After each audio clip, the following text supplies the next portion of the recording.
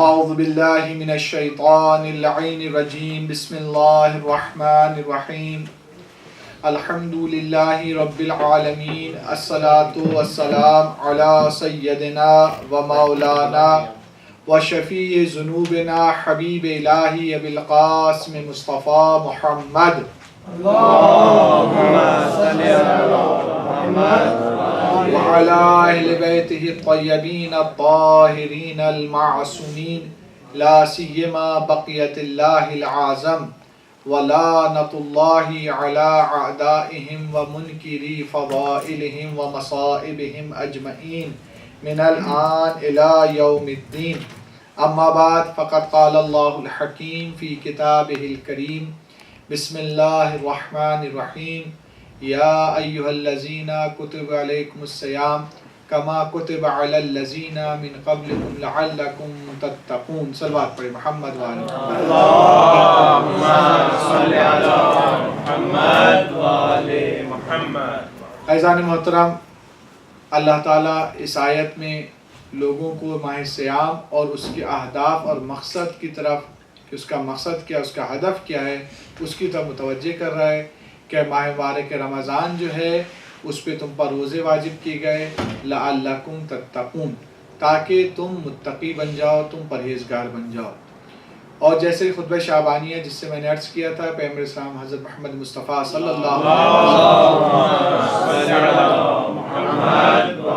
فرماتے ہیں یہ اللہ کا مہینہ، یہ شہر اللہ ہے، برکتوں کے ساتھ، رحمتوں کے ساتھ اور مغفرتوں کے ساتھ تمہاری طرف آ رہا ہے. برکت کے متعلق گفتگو ہو چکی. یہ جو پیغمبر اسلام فرماتے ہیں رحمتوں اور مغفرتوں کے ساتھ تمہارے پاس آ رہا ہے، خدا بند متعال کی رحمت ہمیشہ ہے، صرف ماہ مبارک رمضان میں نہیں ہے. اس سے یہ پتہ چلتا ہے کہ ماہ مبارک رمضان میں کوئی خصوصی رحمتیں ہیں خدا بند متعال کی، ورنہ پورے سال خدا بند متعال کی جو رحمت ہے وہ ہمیشہ خدا بند متعال کی رحمت ہوتی ہے.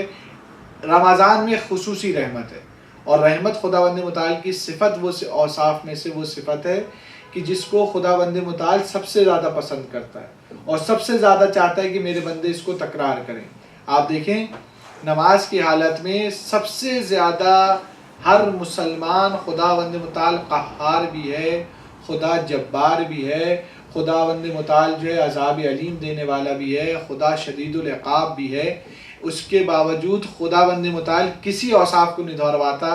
ہر مسلمان پر واجب قرار دیا ہے کہ کم سے کم 60 مرتبہ اللہ کی رحمت کا تذکرہ کرے نماز میں. الرحمن الرحیم الرحمن الرحیم. ایک رکوع میں، ایک نماز کے اندر کم از کم جو ہے آپ 6 مرتبہ جو ہے آپ ایک رکعت کے اندر 6 مرتبہ خدا کی رحمت کا تذکرہ کرتے ہیں. لہٰذا انسان سوچے خدا متعال کیوں کہلوا رہا ہے، اپنی رحمت کا جب اتنا تذکرہ کہلوا رہا ہے تو اس کے معنی خدا چاہتا ہے کہ تم متوجہ، سب سے زیادہ میری جو وسعت رکھنے والی چیز ہے خدا کی رحمت ہے. ایک شخص اپنے آپ کو استاد کہلوائے لیکن استادوں والی صفات نہ اس کے اندر ہو. ایک انسان جو ہے اپنے آپ کو عالم کہلوائے لیکن عالم والی اس کے اندر صفت ہی نہ پائی جائے تو وہ عیب کہلاتا ہے. خدا کو اگر رحمت نہ کرنی ہو ہم پر اور ہمارے ساتھ مغفرت کے ساتھ نہ چلنا ہو تو پھر کیوں ہم سے دن اور رات جو ہے رحمت کا تذکرہ کروا رہا ہے. وہ رحمت کا تذکرہ کروا کے یہ بتا رہا ہے کہ اے میرے بندوں، میری رحمت کو ہمیشہ اپنے سامنے مد نظر رکھو، میں ارحم الراحمین ہوں، میں سب سے زیادہ رحم کرنے والا ہوں. لہٰذا خدا بند متعال نے سب سے زیادہ اپنی صفت رحمت کو تکرار کیا ہے. اور خدا نے قرآن مجید کے ہر سورہ، چاہے وہ سورہ قیامت کیوں نہ ہو، چاہے اس سورے کے اندر عذاب کی آیتیں کیوں نہ ہو، چاہے اس سورے کے اندر قیامت کا تذکرہ کیوں نہ ہو، چاہے اس سورے کے اندر آل رسول کا تذکرہ کیوں نہ ہو، چاہے اس سورے میں خود خدا بند متعال کی توحید ہو، چاہے گزشتہ عوام کا تذکرہ ہو، لیکن ہر سورے کو خدا بند متعال نے رحمت کے ساتھ شروع کیا ہے. سوائے سورہ توبہ کے خدا بند متعال نے سورہ برات کے علاوہ خدا نے تمام سوروں کو اپنی رحمت کے ساتھ شروع کیا، یہ بتانے کے لیے کہ میری رحمت ہر سورے پر حاوی ہے. اس میں جو بھی عذاب کا تذکرہ ہے، اس کے اندر جس بھی قوم کے عذاب کا تذکرہ ہے، جس بھی جو ہے میرے عقاب کا تذکرہ ہے، اس عقاب کو ایک طرف کر دو، میری بات رحمت سے شروع ہوتی ہے.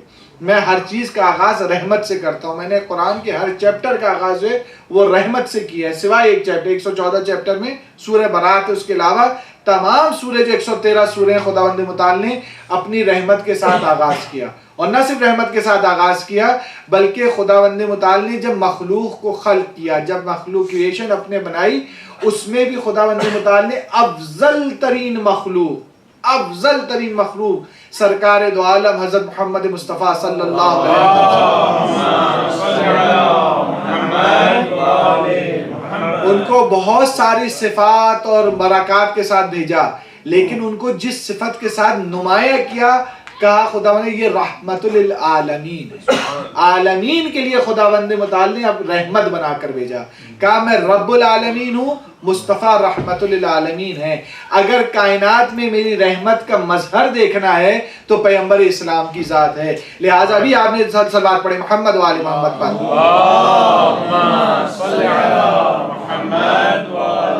ابھی آپ جو دعائے کمیل پڑھ رہے تھے اور ہر ہفتے جو دعائے کمیل پڑھتے ہیں آپ، اس میں بھی مولا کائنات قرآن کی آیت کی طرف اشارہ کرتے ہیں، اور مولا یہ بیان فرماتے ہیں اللہ کی رحمت وسعت رکھتی ہے تمام چیزوں پہ۔ رحمت الہی جو ہے وسعت رکھتی ہے علی کل شے۔ لفظ شے کس پر استعمال ہوتا ہے؟ شے ملک پر بھی استعمال ہوتا ہے، شے انبیاء پر بھی استعمال ہوتا ہے، شے جو اس مائکروفون اسپیکر پہ استعمال ہوتا ہے، اس ٹیبل پہ استعمال ہوتا ہے، شے کا لفظ جہنم پر بھی استعمال ہوتا ہے، شے کا لفظ عذاب الہی پر بھی استعمال ہوتا ہے۔ اللہ تعالیٰ کا علی کل شے، وسعت رکھتی ہے میری رحمت تمام شے پر، یعنی خدا کے جہنم پر بھی اگر کوئی چیز وسعت رکھتی ہے وہ خداوند متعال کی رحمت ہے۔ انسان کو کبھی بھی خداوند متعال کی رحمت سے مایوس نہیں ہونا چاہیے۔ وہ رحمت اللہ تعالیٰ کی جو رحمت ہے وہ اس قدر زیادہ ہے، اس سے زیادہ خدا کی کوئی صفت نہیں ہے، لہذا قرآن میں بھی سب سے زیادہ تذکرہ ہے، نماز میں بھی اس کا تذکرہ ہے، نبی کو بھی اسی صفت سے بیان کیا ہے کہ رحمت للعالمین۔ خدا چاہتا ہے کہ میری رحمت سے جو ہے مانوس ہو جاؤ۔ اب یہ بات یہ ہے کہ انسان اگر رحمت کے ساتھ سہارے زندگی گزارے تو اس کے معنی یہ نہیں ہوتے کہ انسان خداوند متعال کی معصیت کرنے لگے۔ اللہ تعالیٰ اس آیت میں ارشاد فرما رہا ہے لعلکم تتقون، شاید تم متقی بن جاؤ۔ تقوی کے دو بنیادیں ہیں جو علماء نے بیان کی ہیں، ایک خوف الہی ہے، ایک رجاء الہی ہے۔ رجا امید کو کہتے ہیں، خوف جو ہے ڈر کو کہتے ہیں۔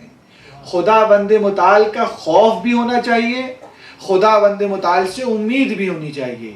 یہ دو ایک اتنی بیلنس چیز ہیں، اتنی بیلنس چیز ہیں، اگر یہ دونوں میں سے ذرا سی کوئی چیز ڈس بیلنس ہو جائے، آپ کا خوف زیادہ بڑھ جائے تو خدا سے مایوسی ہونے لگتی ہے، سوء ظن انسان کرنے لگتا ہے، اور اگر خدا بند متعال سے امید زیادہ بڑھ جائے تو خدا انسان جسور ہو جاتا ہے، معصیت کار ہو جاتا ہے، گناہ گار ہو جاتا ہے۔ ان دونوں کو اگر انسان بیلنس رکھے، رجا کو اور خوف الہی کو، تو یہ انسان کو جو ہے بیلنس رکھتے ہیں۔ دیکھیے ہر انسان کا اپنی قدرت اور طاقت ہر انسان کی ہوتی ہے۔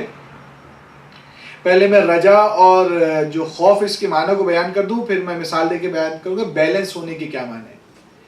دیکھیے خوف کے معنی یہ نہیں ہے کہ انسان یہ کہے کہ میں خوف زدہ ہوں کسی چیز سے اور پھر اس کا تدارک نہ کرے۔ مثال کے طور پر انسان کے گھر میں گولڈ پڑا ہوا ہے اور انسان کے مجھے خوف ہے کہ اسے کوئی چوری نہ کر لے، لیکن اس کو مین ڈور پہ رکھے، دروازے کو لاک بھی نہ لگائے، رات کو آرام سے سو بھی جائے، کوئی واچ مین بھی نہ، چوکیدار بھی نہ ہو، کوئی وہاں کیمرہ بھی نہ موجود ہو، اور پھر اس کے بعد وہ کہے کہ مجھے خوف ہے کوئی چوری نہ کر لے، تو اس کو تو خوف نہیں کہا جائے گا، یہ تو خوف ہی نہیں ہے۔ خوف کے معنی ہوا کہ خوف لفظ کا نام نہیں ہے، خوف اپنے کچھ لوازمات کا نام ہے۔ اگر انسان خوف رکھتا ہے تو پھر تالا لگاؤ، خوف رکھتا ہے تو کوئی چوکیدار ہونا چاہیے، خوف ہے تو اس کو ڈور پہ نہ چھوڑ دو، گولڈ کو اٹھا کے جو ہے اس کو جو ہے تجوری وغیرہ میں رکھو، اس کو کسی محفوظ جگہ پہ رکھو، جو الماری کے اندر رکھا جائے، اسی سیف جگہ پر رکھا جائے۔ اگر اس کے چوری کا ہے تو رات کو سو نہ جاؤ گھوڑے بیچ کر کسی وجہ تو اس کو جاگ کے اس کی حفاظت کرو۔ لہٰذا انسان جب خوف کے معنی ہوتے ہیں، خوف اپنے لوازمات کے ساتھ ہوتا ہے۔ خوف ایسے نہیں ہمیں خداوند متعال کا خوف ہے، نماز نہیں پڑھے خداوند متعال کا خوف ہے، جھوٹ بول رہے ہیں خداوند متعال کا خوف ہے، معصیت کر رہے ہیں خداوند متعال کا خوف ہے، دوسروں کے اوپر طنز و طعنے کس رہے ہیں خداوند متعال کا، یہ کیسا خوف ہے؟ خوف یہ ہے کہ انسان معصیت کو ترک کرے، خدا کے گناہوں کو ترک کرے، خداوند متعال کی معصیت سے اپنے آپ کو بچانے کی کوشش کرے، جان بوجھ کر گناہ پہ گناہ نہ کرتا جائے. جو جان بوجھ کر گناہ پہ گناہ کرتا ہے اس کے معنی اس کو خوف نہیں ہے. اور اسی طرح امید کے کیا معنی؟ امید کے معنی قطعی انسان کچھ بھی نہ کرے، کوئی نیک عمل انجام نہ دے اور وہ کہے میں خداوند متعال سے امید رکھتا ہوں. مثال کے طور پہ آپ کو ایک کسان کی اگر مثال دیں، ایک کسان، بوڑھا کسان، تجربے کار کسان، وہ اپنے پوتے سے یہ کہے کہ اس سال مجھے گندم کی فصل میں بڑا فائدہ ہونے والا ہے، اور اس نے کیا کیا ہو، نہ ہل چلایا ہو، نہ بیج ڈالے ہو، نہ پانی لگایا ہو، نہ زمین ہموار کی ہو، اور اپنے پوتے سے کیا پتا ہے، وہ پوتا جو تقریباً 10 سال کا بھی ہوگا تو وہ اپنے دادا پر ہنسے گا، مذاق بھی اڑائے گا کہ دادا آپ نے خواہ مخواہ کی امید لگائی ہوئی ہے، اس سال کس چیز کی امید لگائی ہوئی ہے، کچھ کیا تو ہے نہیں، تو امید کس چیز کی لگا بیٹھے ہیں آپ. یعنی امید تو انسان جب لگاتا ہے کچھ تو کیا ہو، کچھ کیا ہو اس پر. ابھی آپ نے کچھ کیا ہی نہیں ہے اور آپ کے اس سال میں سب سے زیادہ فائدہ ہوگا. ایک انسان خدا کی کوئی بھی نیک کام کو انجام ہی نہ دے، انسان نماز نہ پڑھے، نہ روزہ رکھے، نہ قرآن کی تلاوت کرے، نہ لوگوں کے ساتھ صدقہ و خیرات دے، نہ صلہ رحمی کرے، نہ والدین کے ساتھ نیکی کرے، نہ بیوی کے ساتھ اچھا سلوک ہو، نہ شوہر کا احترام ہو، نہ اولاد کی تربیت، اس کے بعد یہ کہ میں اللہ سے امید رکھتا ہوں. اللہ سے کس چیز پہ امید رکھتے ہیں؟ اللہ سے امید کے معنی کچھ تو ہو. نماز ہم کتنی ہی اچھی پڑھ لیں، ہم اس طرح سے نماز نہیں پڑھ سکتے خدا جیسے ہم سے چاہتا ہے. ہم روزہ کچھ بھی رکھ لیں، ہم اس طرح سے نہیں رکھ سکتے جیسے خداوند متعال ہم سے چاہتا ہے. لہٰذا ہمیں امید خدا سے کب کرنی ہے؟ بلینک شیٹ پہ نہیں امید کرنی ہے. ایک بچہ ہو وہ امتحان دینے جائے اور بلینک شیٹ چھوڑ کے آ جائے، پھر کیا امید ہے کہ پاس ہو جاؤں گا؟ تو ایسا کوئی بچہ امید نہیں رکھتا ہے.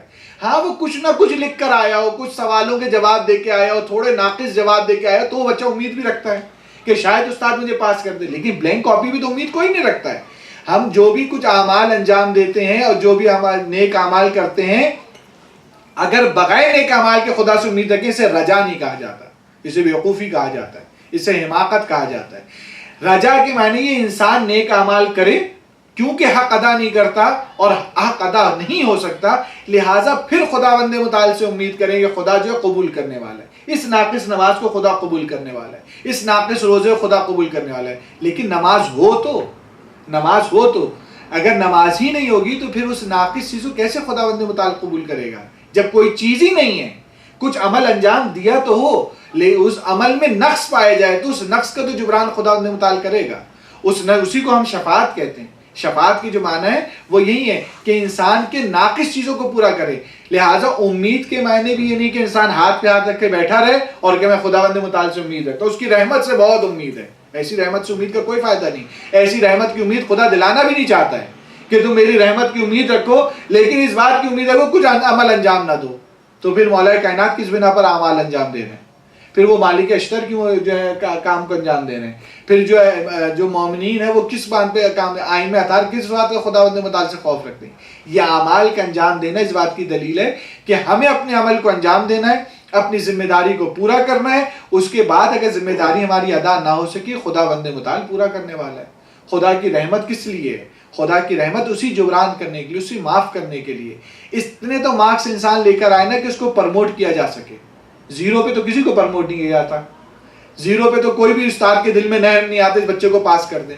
لیکن ہاں اگر 33 مارک، اس کے 30 مارکس آ رہے ہیں جہاں پہ 33 پاس ہوتے ہیں، مجھے نہیں پتا ادھر ہمارے پاکستان میں ہم دیتے تھے تو وہاں 33% جو ہوتے تھے وہ پاس ہوتا تھا.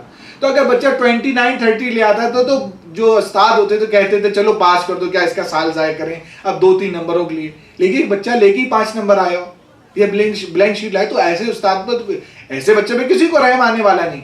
لہٰذا رجا کے معنی یہ ہے کہ نیک اعمال انجام دے، اس کے بعد خدا سے امید رکھے.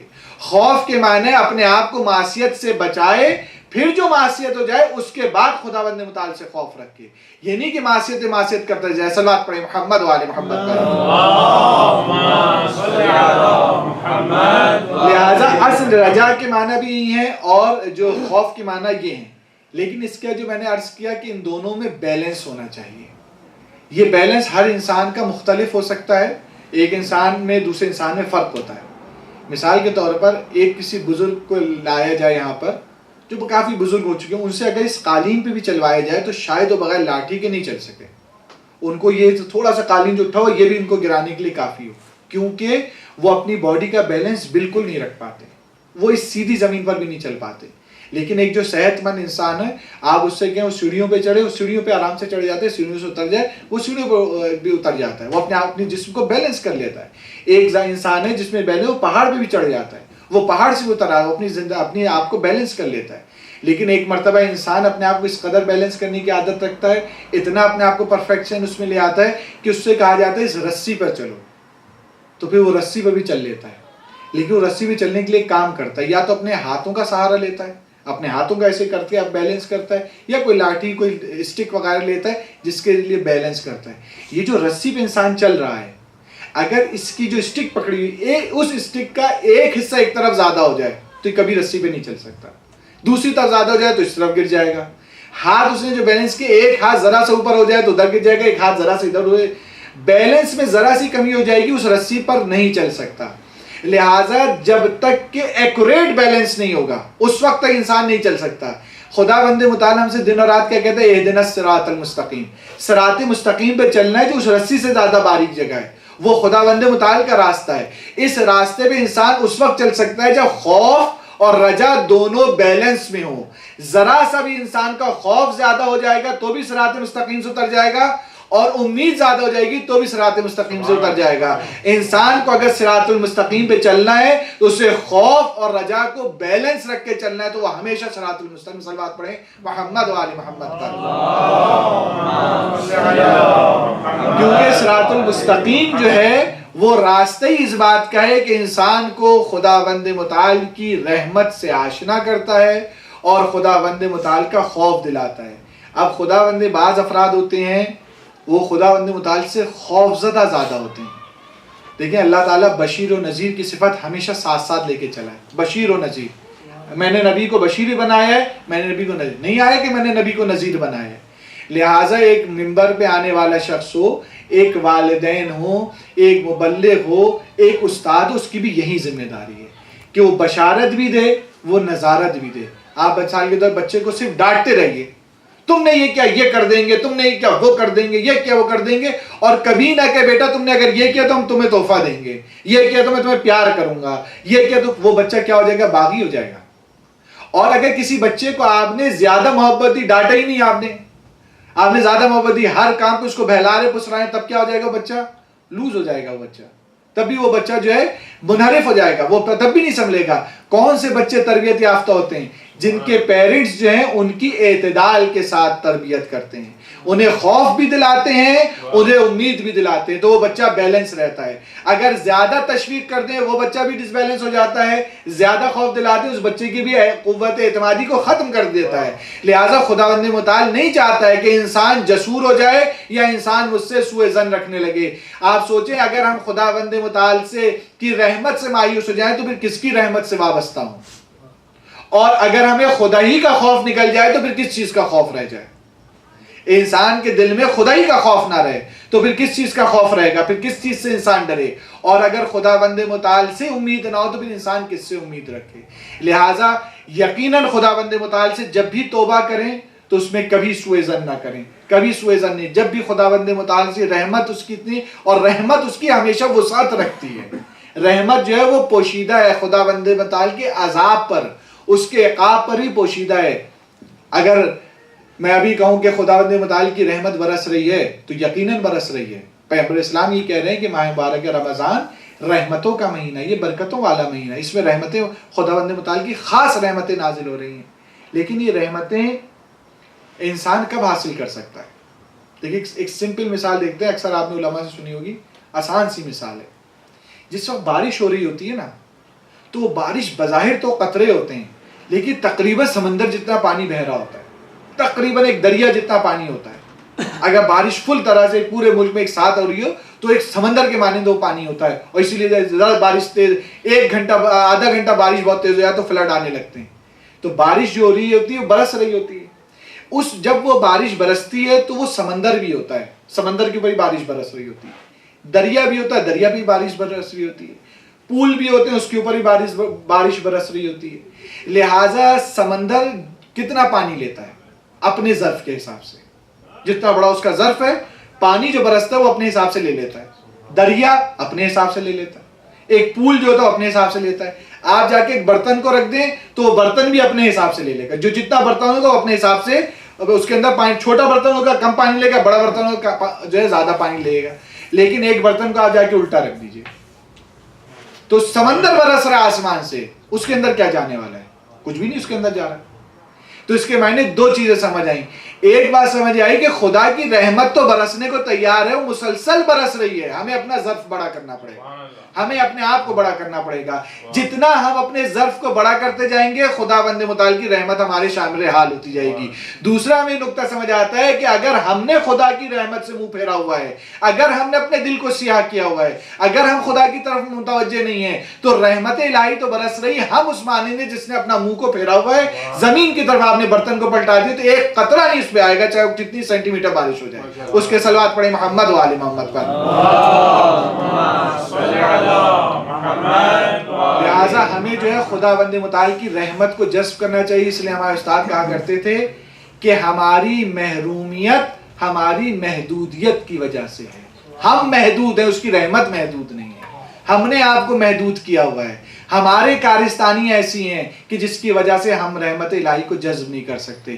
اگر ہم اپنے آپ کو وسیع کر دیں تو یقیناً خداوند متعال کی تو رحمت برسنے ہی کو ہے، وہ تو نازل ہی کر رہا ہے. وہ تو رحمتوں کا مہینہ، وہ تو مغفرتوں کا مہینہ ہے.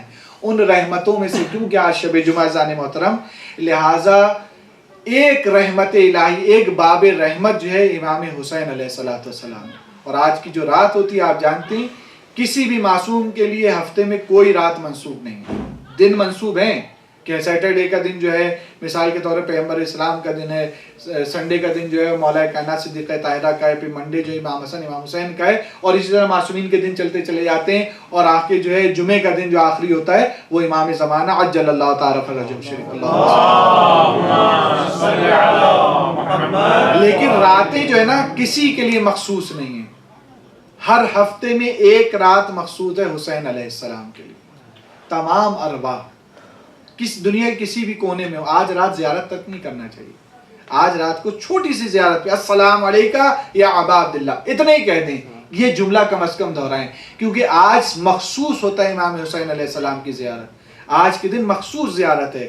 لہٰذا آج کربلا جو ہے وہاں پر تمام ارواح، تمام ملائکہ، تمام انبیاء، یہ تمام انبیاء کسی نبی کی زیارت کو نہیں آتے، یہ تمام مرسلین کسی نبی کی زیارت کو نہیں آتے، یہ تمام ارواحیں کسی نبی کی زیارت کو نہیں آتی، کسی شخص کی زیارت کو نہیں آتی سوائے امام حسین کی.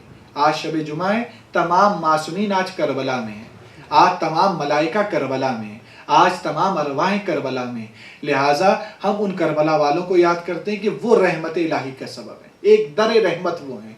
ان در رحمت میں ایک تذکرہ امام زمانہ کے حوالے سے ہوتا ہے کہ علماء کہتے ہیں کہ امام زمانہ اس محفل میں تشریف لاتے ہیں جہاں ان کے چچا کا تذکرہ کیا جاتا ہے. عزیزان محترم، عباس علیہ السلام نے اپنے کردار سے یہ بتایا کہ ہیں تو عباس جنگجو، ہیں تو عباس جنگ کرنے والے، لیکن عزیزان محترم جناب عباس جو ہیں وہ یہ بیان کرنا چاہتے ہیں کہ امام کے سامنے تسلیم ہوا جاتا ہے.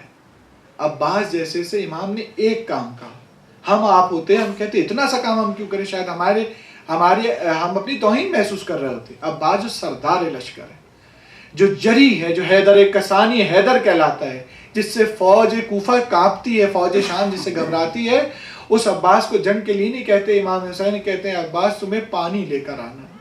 بس پانی کا جب نام سنتے جناب عباس اور ان کی بھتیجی لے کر جاتی ہیں، ایک ایسا منظر دیکھا جناب عباس نے کہ جناب عباس کا دل کباب ہو گیا ہوگا، جناب عباس کے دل میں آگ لگ گئی ہوگی. وہ کون سا منظر تھا جب جناب عباس خیمے کے اندر جاتے ہیں اور وہاں پر دیکھتے ہیں کہ جہاں مشکی سے ٹانگے گئے تھے اور وہاں زمین پہ تھوڑی بہت نمی رہ گئی ہے پانی کی، بچوں نے اپنے دامن اٹھا رکھے ہیں اور کہتے ہیں اللہ تاش، اللہ تاش. یہ دیکھتے عباس اٹھاتے ہیں مشکیزہ، آل رسول میں خوشی کی لہر دوڑ جاتی ہے، حسین کے بچے خوش ہو جاتے ہیں اور سکینہ بڑھ کر کہتی ہے اب گریہ مت کرو، میرا چچا چلا گیا ہے، وہ پانی لے کر آنے والا ہے، اب ہماری پیاس ختم ہو جائے گی. لیکن عزیزوں حسین کے بچے پیاسے رہ گئے، کربلا والے پیاسے رہ گئے،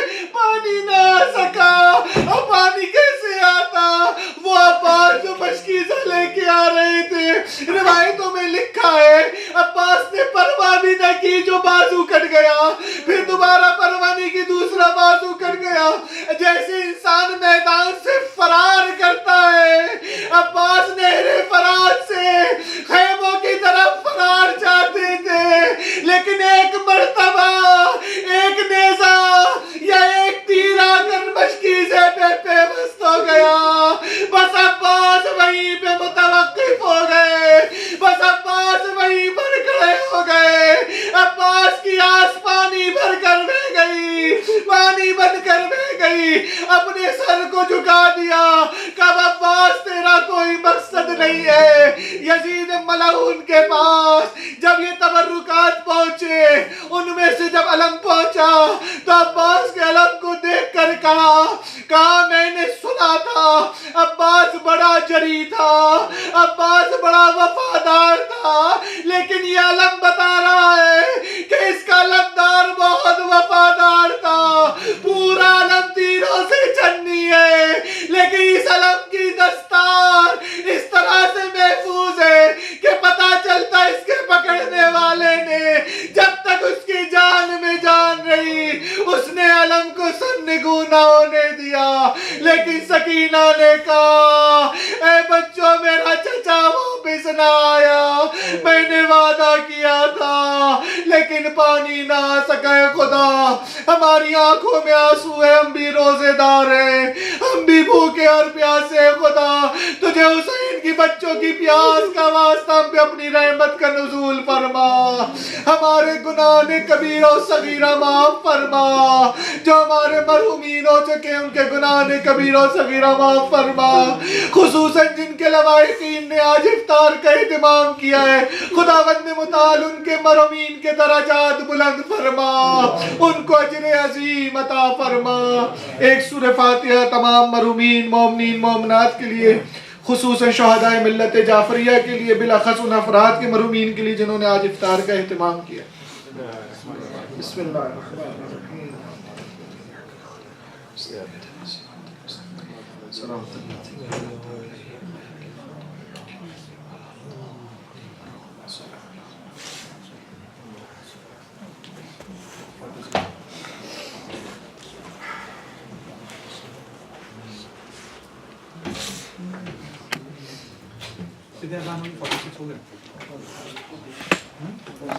Ada,